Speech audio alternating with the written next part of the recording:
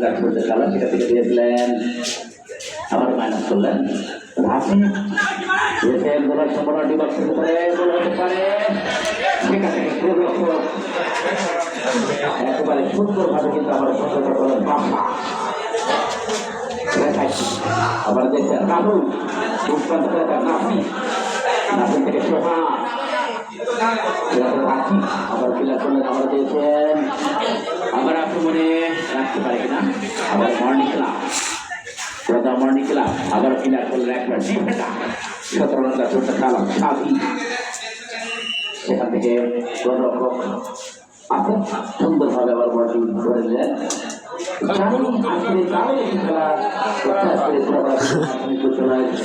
প্রথম রাউন্ডে তৃতীয় খেলা আবার গোলরক্ষক দেখলেন রাহুল, তার থেকে সোহান নাসি 4 নম্বর কাছে খেলা নাসি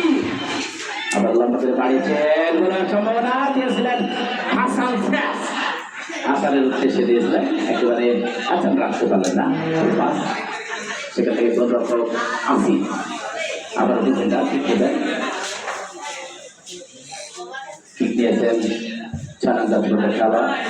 আবার দিয়েছিলেন, আবার নাসি আবার রাখি আবার দিয়েছেন, সেখান থেকে 10 নম্বর খেলোয়াড় কিরণ ভালো খেলেন, কিন্তু কিরণ একেবারে নামি দামি খেলার কিন্তু কিরণ আজকে মাঠে এসেছে, সেখান থেকে আবার গোলরক্ষক আসি দারুণভাবে ঢুকে নিলেন, আবার দিয়েছেন 14 নম্বর খেলোয়াড় রাজি, সেখান থেকে কিরণের উদ্দেশ্যে রাহুল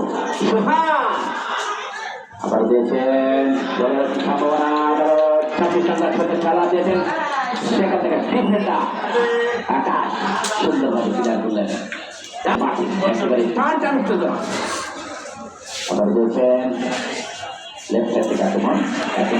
খেলোয়াড় আবার কিক নিয়েছিলেন, সেখান থেকে গোলরক্ষক আসিফ সুন্দরভাবে প্রতিহত করলেন, আবার মার্নিকা